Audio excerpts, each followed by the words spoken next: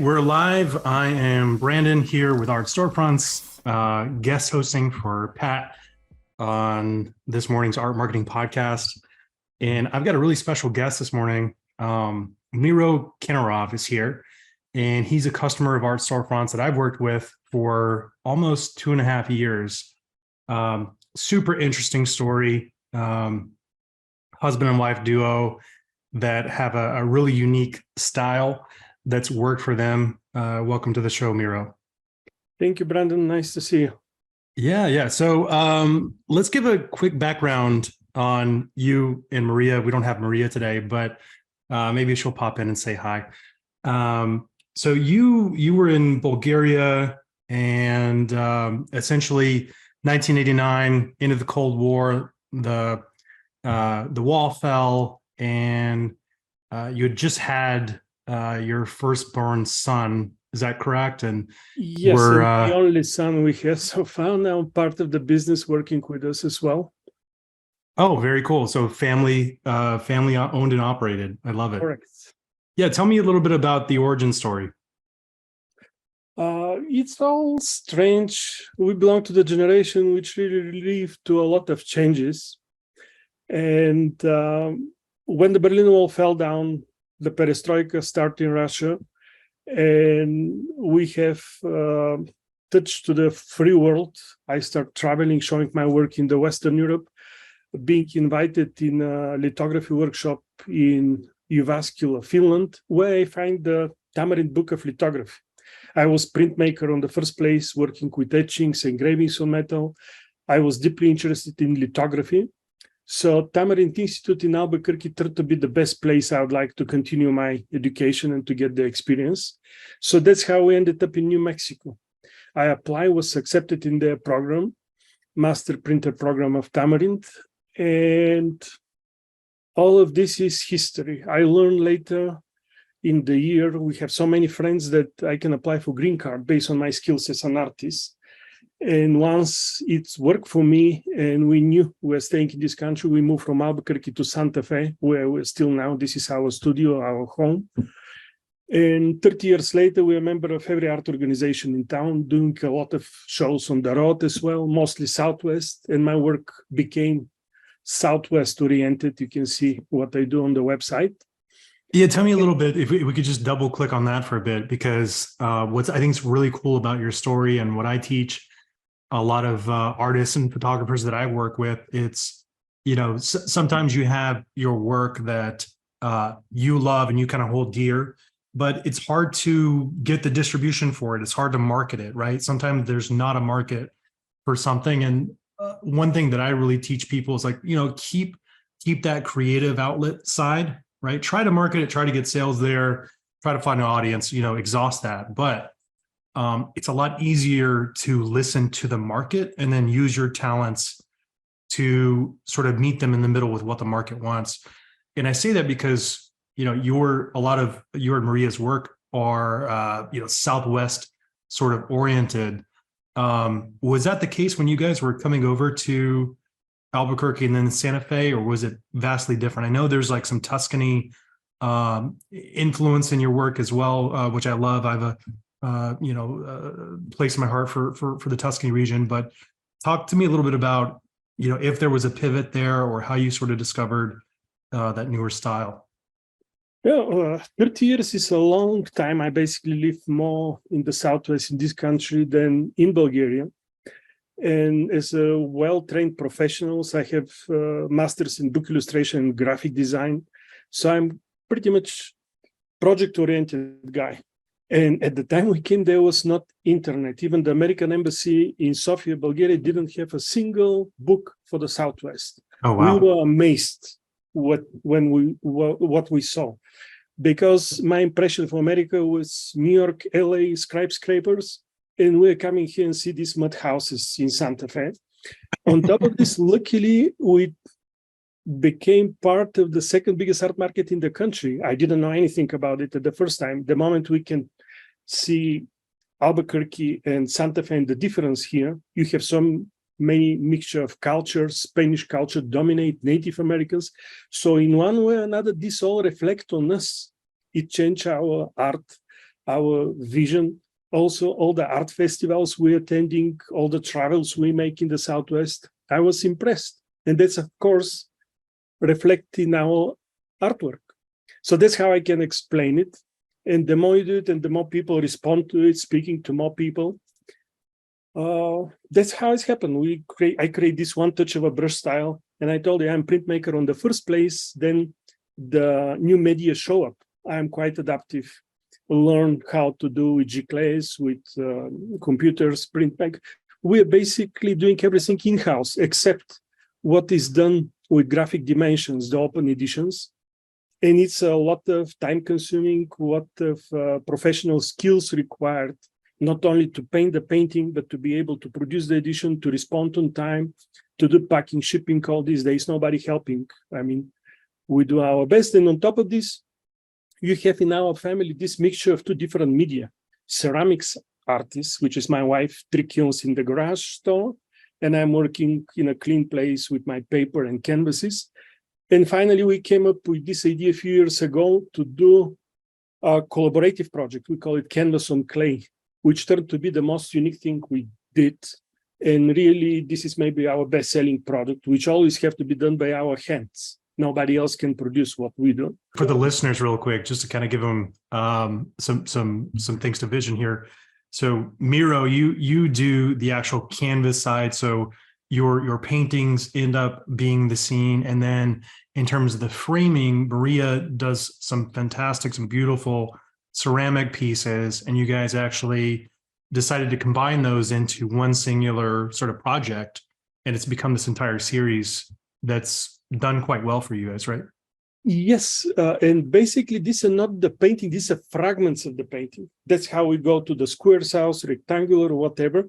So we create collections, like we have the Southwest collection with her designs, which complement the part of the painting. We have countryside collection. You mentioned Italy collection. Being from Europe, I have to have something from Europe, and we really enjoy being in Italy.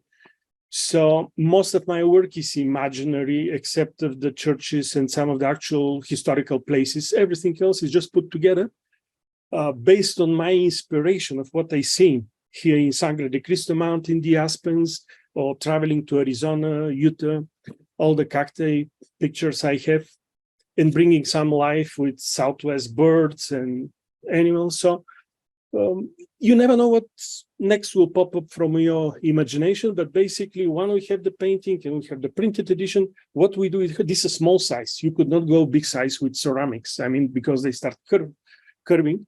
So they're very easy to walk around, to put on the wall, to give as a gift, because it's one completed piece. The ceramic frame complements the painting and the other way around. So that's what it is. Canvas on Clay collections. I love that because, as you experiment, you find the full pieces that end up selling and, hitting a note with your audience. You then can take that same piece, break it up into, smaller subject pieces, focuses on like a smaller frame, and then sell those for maybe a reduced price, or, you're turning one piece into 4. Essentially, and you have, instead of one bestseller, you have now 5. Yes. So I think that's an amazing, innovative thing that you guys had discovered there. That's correct. And it's starting with, my work is quite detail oriented. And I always try to incorporate some story or interesting details in the picture. So even a fragment of it speak on its own, taken out of the whole composition, still can draw attention. And on top of this, you can collect them. 3 pieces from the same painting give you a nice collection, nice decorative piece for the wall. So that's what we do. And it's fun. How do you guys ensure sort of the quality and the longevity of the artwork, given its mixed media with the canvas on clay? It's going back to our professionalism. Maria was 14 years old when she was accepted and studied in High School of Art. That's how you start in Europe in general, and especially Eastern Europe. I was 14 when I was already accepted for Fine Art of School for 5 years. Then university, you continue specializing. So you learn the materials. That was kind of the challenge, being here in a new country. All materials are new. So you have to go through your learning process, testing, learning from other guys. Even the names were different. we use Ceramic King in Albuquerque for most of her work. For ceramics, we have here art supply, and everything is online now. It will be delivered to your door. So it's all started with using the right materials for the right job. And I can tell you, other than few breakage, which happen time to time, forget about shipping, but at home of somebody, when we restore the art, we're basically replacing it. We don't have many returns or people who are disappointed, just the other way around. Even my latest sale, the originals, which was purchased online, I got an email from the guy so happy. He said what he got is much better than what he expected, seeing the artwork online when he get the real thing, the way how it was created, which That's amazing. Yeah. I could imagine that. Just seeing the pictures, really, I think with this mixed media, you guys kind of need sort of a 3D viewer to really grasp the detail in the craftsmanship, it sounds like. And I didn't realize in terms of the years and years of sort of practice you guys have had. One thing that sort of begs the question, I worked with my wife pretty early on in my career. That's where we met, but I'm curious just to hear, the joys and challenges of working with a spouse and how you guys kind of balance the, professional side and then just also, have that time set aside for non-work stuff. It's how to explain it. We came here with a lot of challenges. Great being accepted at Tamarind. I knew where I'm going. There were people waiting for us at the airport. And then you start from scratch, 3.5 years old boy, 3 suitcases, my broken English, and that's all. So at this moment, you rely only on your abilities, your skills to learn, to move, to make the right things, and you don't have much time to think about it. Also, we have other friends who are painters or working in the same media. Luckily, as a family, we're working in 2 different medias, no competition whatsoever. Other friends always arguing who is the better painter or better ceramic artist, whatever. So that's the secret. Just do something different. In our case, it was easy to even go to each other to find something which I could not do her part whatsoever. Even now, I don't know how to put the things in kilns or whatever. That's where my son helps with the craft. So that's it. Not a problem at all. We just came up creating something, and when it started working back like a snowball, people respond to it. Something unusual they never seen, we continue this direction. I love that answer. And just from my time working with you and Maria, you both are very kind, very, very open-minded, and also just very practical. I love the line you said there, like, basically here we are, we got to figure it out. So exactly. Let's just move forward with solutions. That sort of brings me to your art storefront story a little bit. You, if I remember correctly, you had joined art storefronts during COVID or right after COVID. Talk to me a little bit about that time. What happened? Why'd you end up going to art storefronts? And we'll get into, I want to talk about our new service, Copilot, which you emailed me about. We'll get into that a little bit later, but talk to me about your time here at art storefronts and that time during COVID when you decided to join ASF. Yes, you're pretty good at marketing, so you bombard me with all these ads for art storefront. And I check you out. I pretty much have an idea what it is about, how it works, but it was kind of pricey for me. I was not sure that I really needed that much. And then COVID hit, and there was no question, this is the way to go. So that's when we get in touch and we start from there. And it was great experience. I've been in marketing departments working as a graphic artist, art director. I have experience in this, but never somebody was helping to my own work. I was helping others to support their efforts. And at the same time, the new media came, Instagram, Facebook, name it. Forget about TikTok, which I am not interested, not participating. You're not doing any TikTok dances yet? No, too old for this. So anyway, the main answer is it was COVID. There was nothing else to do. All our way of selling artwork were cut off. That was the time I get the studio gallery on Art Canyon, but this was a ghost town. This tourist place was ghost town. And the new studio with the setting of artwork displayed on the wall gave us chance to do some of those digital art shows online you suggested. I was on every meeting with Patrick, learning, both of us sitting here, until the time, and it was working great, by the way. We learned away a lot of things. We were selling online. We felt comfortable that this thing may work. And then COVID was over. So we hit the road again. We started doing shows, and my marketing time from active participant became lower and lower and lower until the time it's almost disappeared. The website is great, still working, but these are occasional sales from here and there, or somebody who sees us at the shows coming back to the website. There was no active marketing effort from our side for a long time. So just to recap, you guys were making most of your sales offline through your connections, through the shows in Santa Fe or Albuquerque, throughout the Southwest. It sounds like COVID hits, kind of shuts everything down. You're like, oh my gosh, what are we going to do? Everyone was scared at that point. We've got to do something. We can't even have our gallery open. People are scared to come in. You see one of many art storefronts ads. You said we're good at marketing, so I'll take that. During that time, we as a company saw just art sales. People were in their living room more, they were in their home office more, and they got tired of looking at bare walls, I'm assuming. We just had this big bull run in terms of the economy here in the US, and people had a little bit more money to spend, and we're bored. So art was a great way to spend it. So you had a really good high there. And then as COVID started to come down, the country started to open up, people got comfortable going out to shows. Galleries started opening up, more events started taking place. You guys went back to the well there because you'd already seen success, but the online side that you guys were nurturing, because it's just you two, right? Started to take a hit.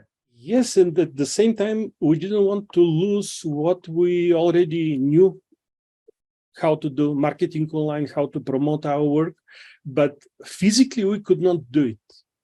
And that's where Art Storefronts helps so much, especially with the latest program you mentioned, because the moment I read it, I said, this is it, what we need.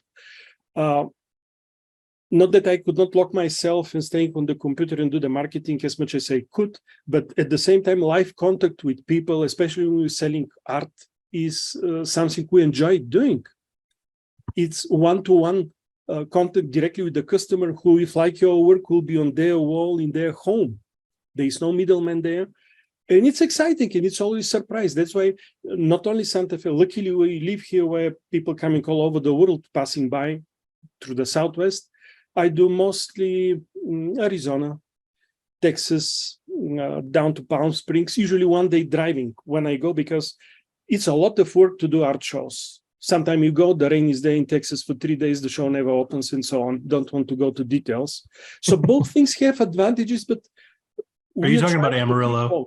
I know what Amarillo smells like. Amarillo, no offense to our Amarillo listeners. Amarillo, Lubbock, yes, Texas. But I'm always passing through. Don't know a big, interesting show in Amarillo. Maybe they'll have one. On the way to Dallas, always we go there. So anyway, those two things are not, they should be combined. You work both ways, especially after an art festival, which go for 2 or 3 days, mostly the weekend. People have to be able easily to find you and to finish or what they were buying or planning to buy, or even that's how you go sometimes to collaboration project with a customer who has a particular thing in mind, liking your artwork, your style. I don't mind doing commissions as well. It's another interesting part of producing and selling artwork. And again, we're talking because the co-pilot, your latest idea, which I adopt the moment I saw the way you describe it, and I said to myself, this is the missing piece we didn't have in this new situation. That's a great intro. So for the listeners out there, Copilot, if you haven't heard, it's a service that we've been working on here at Art Storefronts for 2 years. I mean, our sort of MO is we want to create the best technology in terms of an art selling website. But, that's not everything, right? You need to do the marketing, just as your story kind of talks about, right? Like as soon as there's effort not into it, it can take a hit. And so we've tried to, sort of buttress that with great marketing education, the art marketing calendar. We got to where we're nearly doing daily workshops on marketing. We have our sort of internally renowned niche course that, everyone sort of raves about, where we're helping people find new niches or how to market their art. But we also take out, a lot of mental models from some of our educational stuff, and we've been able to put into this service where essentially we're doing a lot of the marketing for artists. We're posting on social media at a pace and consistency where it's just impossible for an individual artist to keep up, right? Whereas, if you're on the ASF platform, we can post on your behalf multiple times a day. And as you get new followers, as you get new email subscribers, we're also resurfacing some of your older work. I kind of think about it as changing out the window display for the foot traffic in a gallery, right? Not everyone has seen the same piece, the newest piece or the oldest bestseller. So we're able to resurface that in kind of creating the foundation of the marketing. So keeping the Instagram consistent, keeping Facebook posts consistent, posting multiple times a day, and letting the art be, the star of the show. There's no sort of corniness behind it, no weird templates. We're just putting the art out there and engaging with your audience. And the other cool thing, that's why, I called you. I wanted to get an interview with you because you're, first off, your and Maria's background is so interesting. And I just love your story. But you sent one of our co-pilots an email this morning. I about near had a little tear come down my cheek because oh man, I've always wanted you guys to be successful and just win. And you said, just quoting you here, the co-pilot service works great so far, exclamation point. I've got tired of packing and shipping all online orders for the Mother's Day sale. Emoji exactly with sunglasses on. I think this is my record sale campaign since I've started with ASF. So, I mean, we've heard a lot of these testimonials with Copilot, and just the force multiplier we've been able to get. Teaching marketing is one thing, right? But actually taking our expertise, decades and decades of selling art and online e-commerce, and just doing it for someone at a reasonable cost. It's game changing. So I'm so happy to hear that you and Maria are finding the service valuable. In our case, because we are more shy people, because of our accent or who knows, usually, and that's same with the art shows I do. I put my work on front, I stay on the back. If somebody engage me, fine. You're actively approaching. That's the big difference between what do and what you can do. Also, when you're an artist and you create something, it's not that easy to switch daily or during the day with one thing to another. You concentrate, you create something new, sometimes works, sometimes doesn't. You need your time in the studio. And your time in one moment is just eaten. It's not enough time to finish everything you plan, including packing and shopping. Shipping. You don't want to hire somebody at home working, and I do it the best. One of the things the guy who get the original said, perfect packing. Take me 2 to 3 hours to pack something properly, the way I see it, the way how I'd like to receive it. So that's where your time go. A lot of logistics in this kind of business. Most of people think artists get his brushes and canvas, and that's how they enjoy life. Here's Maria, I guess. All right, say hi to. Hi, Maria. Brandon. We've seen you before. Yes. Of course, Brandon. Yes. Okay. It's been a while. Good to see you. Good. You're on the Art Marketing Podcast, so say hi to all the listeners out there. Hi, everybody. Yes. I closed the door so she didn't know we are. He's talking too much. I can hear from. You gotta go make sure he's working, right? Yes. Awesome. Well, we can wrap it up. I would just want to ask in terms of, and thank you for the kind words on Copilot. We're going to continue to make that service better and better and better and better. Bye, Maria. Good to see you.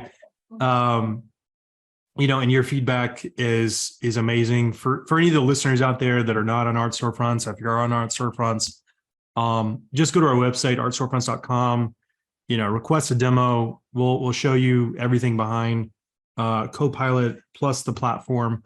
And I'd love to see if it could help you out. If you're an artist that doesn't have time, managing a bunch of things. If you're not a full-time artist and you have a full-time job and you're trying to get some traction, this is an incredible service at a affordable price. Miro, you actually used to work with our agency, and we used to have sort of agency level prices where we're, charging several $100s, to cover sort of our labor costs. But I'm happy to see that, you're getting even more traction with this Copilot service. So that's amazing. Before we started, I just count 31 sales in 7 days. Oh my goodness. Some of them were multiply sales. Wow. So people were ordering 3-4 pieces, which require different package. The biggest sale were the biggest canvases and the original, of course. And I'm happy with it. So also, one thing I really like, which helps me a lot, you came up with this idea, engaging the customers with emails from my behalf, which is great. This is something I could not do physically, impossible.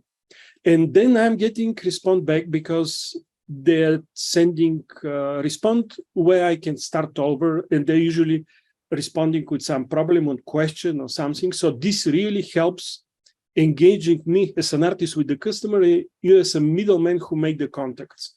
I'm a big angler. I love fishing. And every dad, when they take their little one fishing, it's always, they're doing the casting, setting the hook, and then they just give it to the little one to start reeling it in. That's kind of how I think about Copilot, so it has and it works.